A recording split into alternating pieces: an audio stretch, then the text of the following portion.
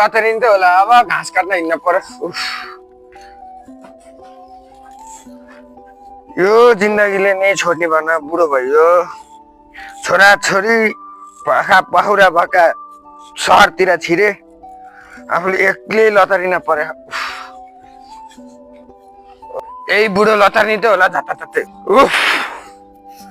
पहिला आँसी पनि लाउने नरहेछ आँसी उदाउन पर्यो ए नाति केटा के खान लाग्छ नि अन्डा नाति केटा मलाई पनि दिन्छस् कि अलिकति के को अन्डा खाकोस् हैन खा नाति केटा म खान्न मलाई ग्यास्ट्रिक हुन्छ बुढो भयो हैन ल नाति केटा खा तैँले म घाँस लिएर आउँछु अलिकति है मेरा भैँसी बाख्रा भोकाए नु पर्यो पसिनै पसिना भयो छ यस्तो गर्मी छ अहिले उफ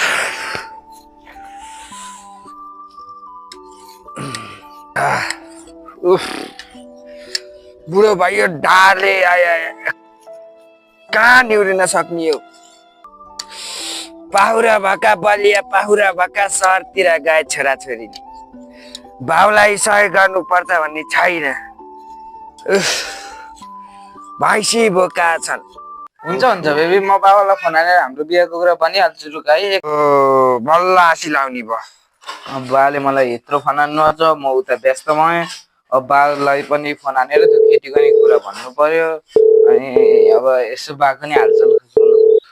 अब घाँस काट्न जान पर्यो कसले फुनानो यतिखेर ला गदाले फुनाने चाहिँ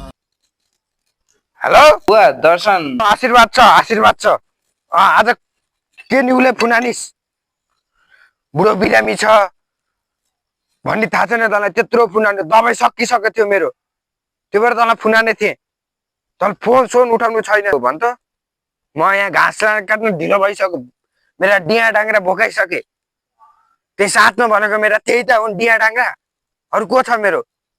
छोरा छोरी भनेका सहर घर बस्ने ल भन् के कामले फुनानी मैले त्यो एउटा केटीले मलाई बिहा गरौँ भनेर धेरै अत्ताइकी छ अनि त्यसको बारेमा भनौँ भनेर हजुरलाई अब उसलाई नि बिहा गरौँ भनेको 1 महिना भइसक्यो बुवा ल ठिक छ यसो अब हजुर ठुलाबाट हुनुभयो आफ्नै अब त्यही भएर यसो सल्लाह लिगौँ भनेर फोन हानेको नि बुवा के गर्ने होला यसो भनिदिनु तँलाई मैले वहाँ पढ्न पठाएको कि केटी सिक्को चक्कर नलाई भनेर पठाएको हाँ यही फुनानेकोस् तैँले त्यही भएर फुनानेकोस् मलाई बुवा त्यो हजुरलाई अब यताउता घरको यस्तो हेरेर अब हजुर पनि अब बुढो भइसक्नु भयो हजुर अब दमको रोगी अनि त्यही भएर यसो यताउता हेरेर मैले त्यो केटी अब उस गरेको हो अब उसले अब घर धन्दा सबै सम्हाल्छ आफ्नो जागिर छ अब जागिर पेसामा लाग्छ कमाउने है अब मैले पनि अब पढ्दैछु मैले नि अब कमाउँदैछु त्यसपछि बिहा गरेर यसो कमाउँदा अनि त्यसपछि हजुरलाई पनि त्यस्तो सहयोग हुन्छ भनेर मैले यसो कुरा राख्न खोजेको बुवा ल ठिक छ बाउको माया तँलाई कहिलेबाट ला त्यो केटी देखेर त्यस्तो कुरा होइन अब हजुरलाई नि त्यो घरको अब यसो धन्दाहरू हेरेर अब हजुर नि बुढो भइसक्नु भयो अब यसो हजुरको नि अब हेर्नु पर्यो कहिले काहीँ के हुन सक्छ अब झट केही थाहा हुँदैन अब हजुर पनि दमको बिमारी अनि त्यही भएर बुवा त्यस्तो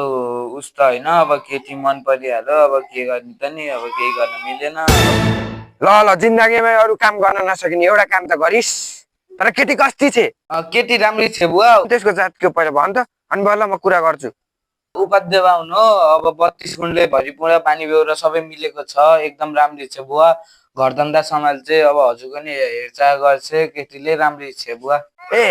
उपाध्याय बाहुन हो ल ठिक छ ल कहिले जाने हो बुवा अब हजुरले नि घर डिया डाङ्ग्रा हेर्नै पर्यो अब म एकैचोटि केटीलाई घर ल्याउँछु बुवा घरै लिएर आए छोड्दै जिन्दगीमा एउटा काम गर्न नसकिने तँले एउटा काम चाहिँ गरिस् ल बुवा अब म पढ्न जान्छु हजुर ल अब म घाँस काट्न जान्छु मेरो डिया डाङ्ग्रा भोका हजुर पनि अब ल घाँस काटेर आउनु राम्रैसी जानु अब बिमारी हुनुहुन्छ हजुरलाई पनि थाहा छ त्यो कुरा त राम्रैसी जानु ल राख फोन ल अब चाहिँ फोन हान्नु पर्यो उनलाई अब उनलाई फोन हानेर अब कुरा हेलो बेबी मैले बुवालाई कुरा गरिसकेँ बुवाले नि बिहा गर्ने कुरा मान्नु भयो अब हामी एकचोटि भई घर जानुपर्छ एकैचोटि अनि हामीले उतैबाट बिहा गर्नुपर्छ यही बुढोलाई त नि त्यो गदाले फुनानेर मलाई झनै टाइम मात्र खेर पारिदियो उफ कतै आय आय आय घाँट दुख उफ घाले नि त्यसले बिहा गर्यो भने बुहारीले काम गर्छ उफ अब जान पर्यो त्यो गदाले फुनानेर जाने भुलाइदियो मलाई उफ